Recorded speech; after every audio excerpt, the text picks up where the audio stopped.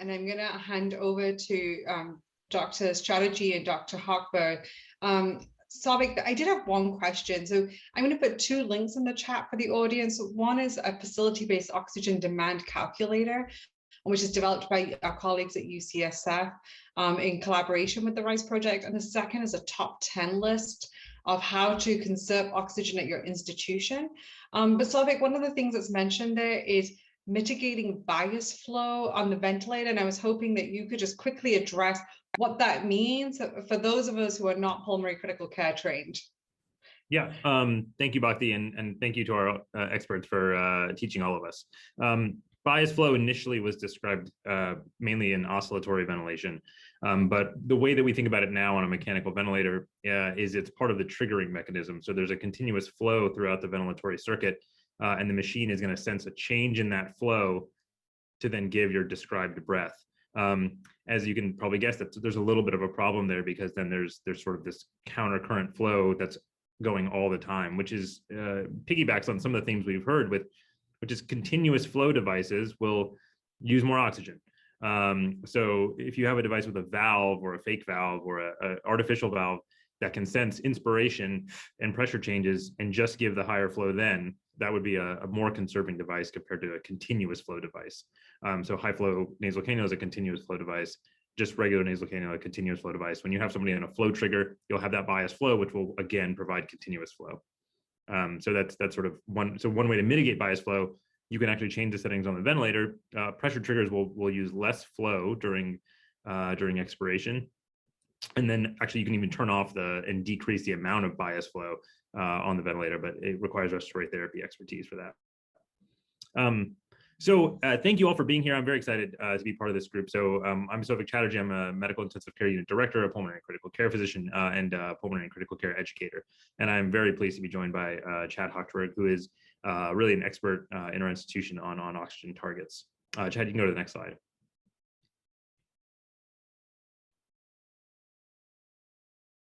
Chad, can you advance for me? Yep, it looks like it's advanced on my end. It's not going on your end. No, I'm seeing the intro slide. There we go. Thanks.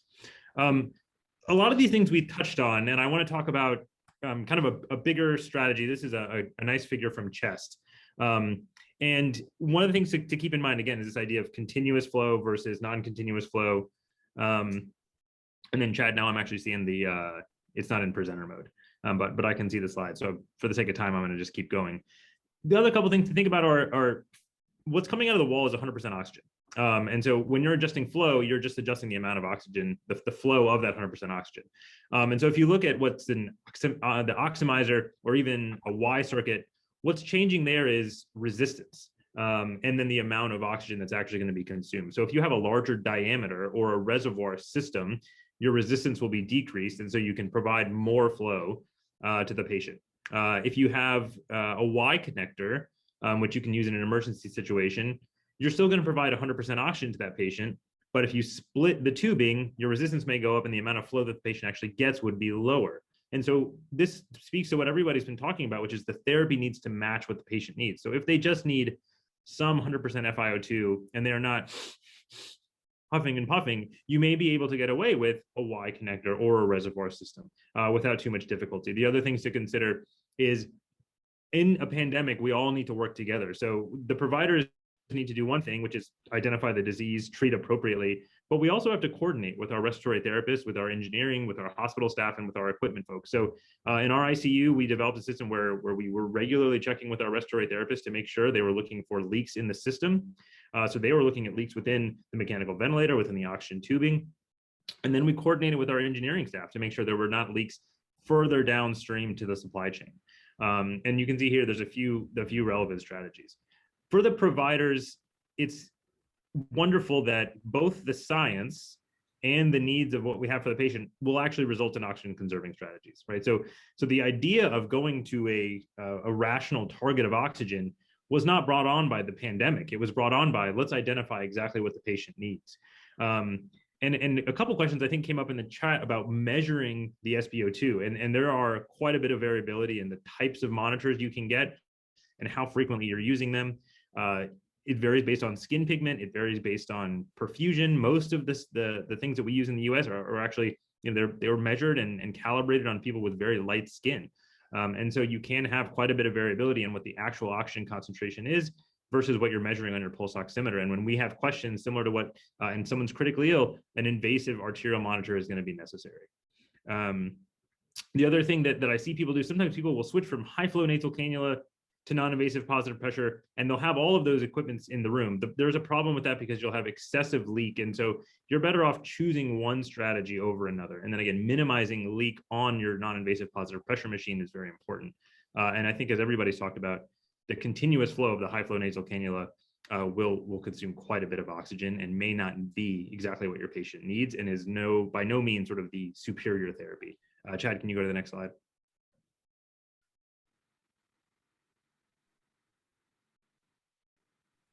Is it not advancing on your end? It's not, no. Okay, 1 second.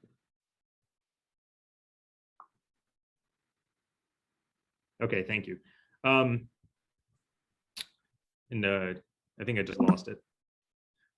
But I'm going to keep talking about something that's extremely important. And so the monitoring and the targets that we were talking about, this same team approach is very important. So in our institution, it's typically our nursing staff and our respiratory therapists that are titrating the oxygen. It's not necessarily the physicians that are right at the bedside. And so what we need is our nursing staff, our respiratory therapists, we need everybody to understand what our targets and what our goals are. And if you're monitoring something, that needs titration. And that titration, the providers, the bedside, they need to understand what they're titrating to.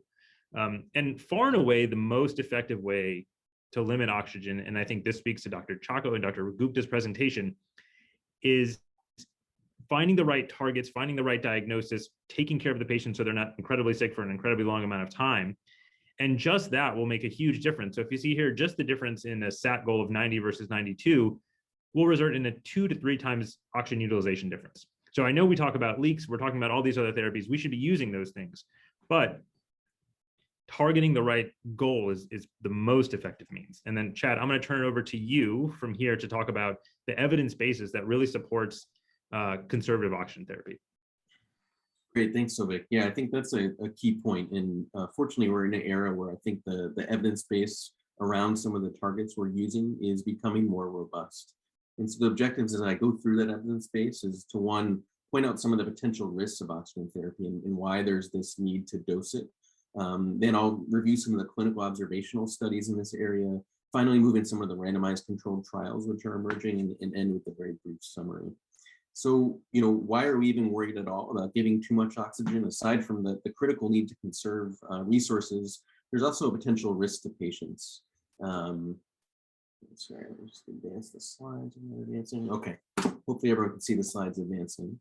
But one of the risks is in animal models, and this is in various different species of animals, when they're exposed to a high fraction of inspired oxygen or a high FiO2, they tend to die from respiratory failure within days of continuous exposure. So this graph here on the left of the slide shows survival of various different animal species of different ages, and they are exposed to 95% oxygen. And you can see a really precipitous drop-off in survival once the majority of these animals are dying by day 7. When you look at the lungs of these animals, the lesion that you see is diffuse alveolar damage seen in acute respiratory distress syndrome. So there appears to be a toxic component to too much oxygen. And the question is, does this happen in humans? Well, there's a number of sort of early preclinical human studies, and this was done in healthy participants. And when they're exposed to high FiO2, there tends to be a development of substernal chest pain, cough, decreased vital capacity, all a sign that there's some toxicity happening at the level of the lung tissue. So what do clinical studies show? Well, really starting in the mid-2000s, late 2000s, there were a number of very large observational studies done in patients that were critically ill. And what we saw was a U-shaped relationship between measures of oxygenation and mortality. And by that, I mean higher mortality, both when patients are exposed to hypoxemia or too low oxygen, but also when their oxygen is hyperoxic, or they're getting more oxygen than needed to keep them in a physiologic range. And the question is this just a correlation or a causation? And fortunately, we have some randomized controlled trials which are helping us to understand how we can best use this therapy. just to set up our discussion of the randomized controlled trials, the test in these trials is really whether we should be targeting lower oxygen targets or higher. And this is a figure that shows some of the bounces and the risks that need to be bounced when we're doing that.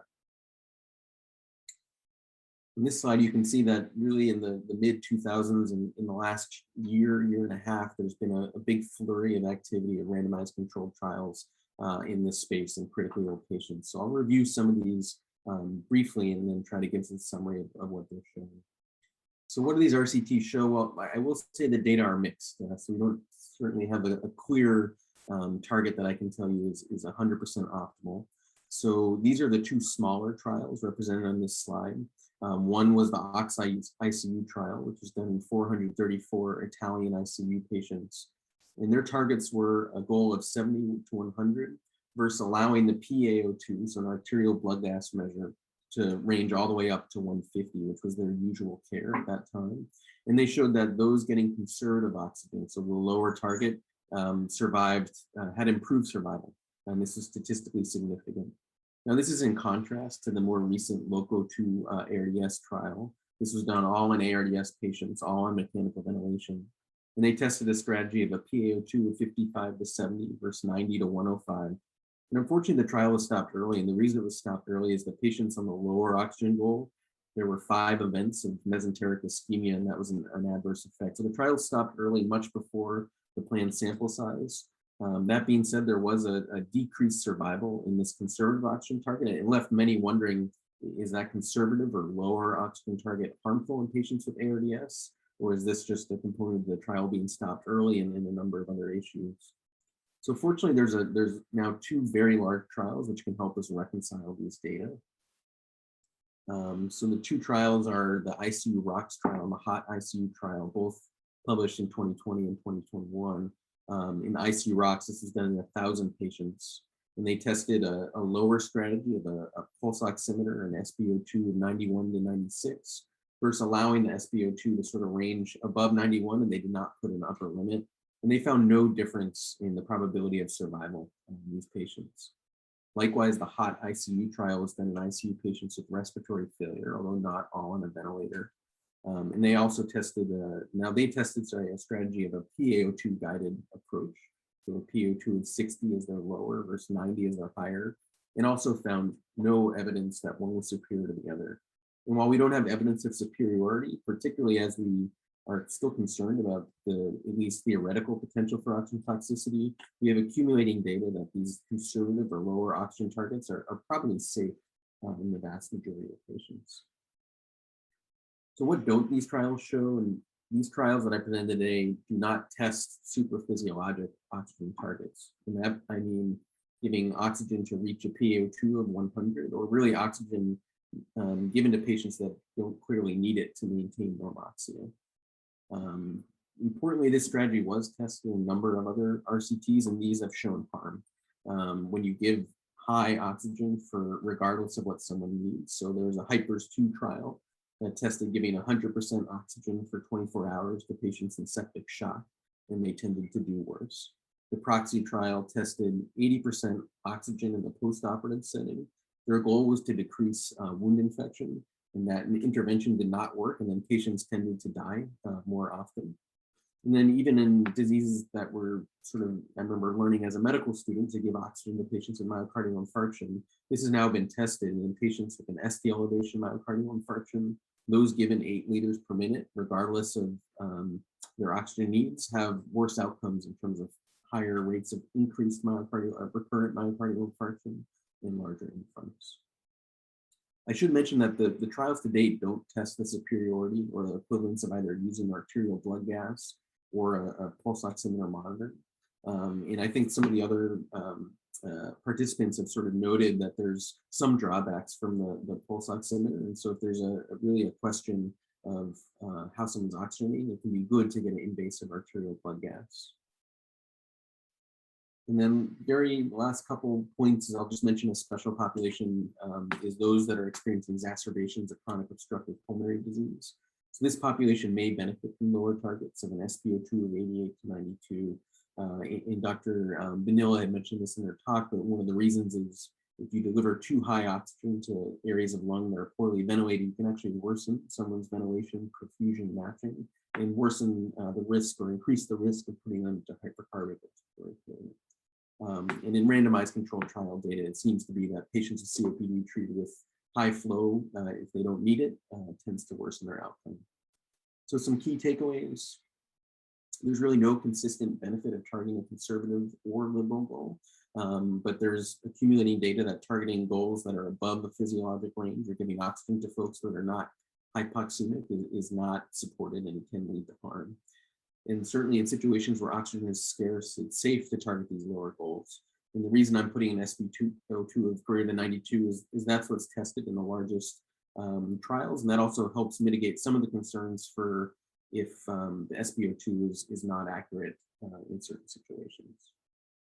So in summary, oxygen is a drug, and really I think we should be administering it as we administer other drugs with attention to proper dose. We do think there are harms of both low and high oxygen. Giving oxygen when people don't need it or giving oxygen to achieve very high levels of blood oxygenation is really not supported and associated with harm. And I think critical to this discussion, in times where oxygen is scarce, people should feel comfortable and it would be evidence-based to target a conservative strategy. Thank you so much. Really excited to be able to speak with you in the community today.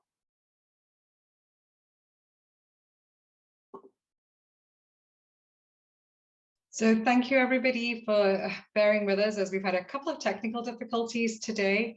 We're going to quickly end this session, but Vanilla, Savik, Rita, thank you so much for all your attention to the chat and answering questions where possible. There'll also be an opportunity for you to reach out to your RISE colleagues. So very important session. Yes, India's got through its second surge, and yes, you may have a lot of oxygen concentrators that are not being used, but there will be future pandemics. There is also pneumonia, influenza, and TB, all respiratory illnesses that require supplemental oxygen. So these efforts are never going to be wasted. Please do the post-test questions. It really helps us out. It also helps us understand how to improve and where we need to develop or focus future trainings. The next session is going to be extremely important. We're going to focus on healthcare worker resilience. Those of us in the US, I get asked, like, how are you doing? And I'm like, we're just tired, right? This is an 18-month marathon that has been relentless. We go shift after shift, seeing patient after patient, pronouncing patients dead, working many hours beyond when we're meant to be home with our families. It takes a toll on us physically, mentally, and emotionally. And we want to focus on healthcare worker resilience and evidence-based strategies for resilience. Our next session will be hosted by our colleagues at NIHMS, the National Institute of Mental Health and Neurosciences. I just want to end with a big shout out to my RISE colleagues. These are your regional RISE team leads, Dr. Nochiketa Mohanty, Surinder Sharma, Bijoli Sinha, and Jen Daniels. Many of you hubs and spoke facilities will have like local RISE representatives. If it's something that you want to participate in, something that you're like, I would like us to do more trainings on X, Y, or Z, let us know. We have a plethora of resources, and we're here to build capacity, not just at the hubs, not just at the spokes, not just in one region, but pan-India. So I'll see you again in 2 weeks for a very important topic. And Dr. Gupta, Dr. Charko, Dr. Hoxberg, Dr. Chatterjee, thank you so much for the evidence-based fast review that we did today.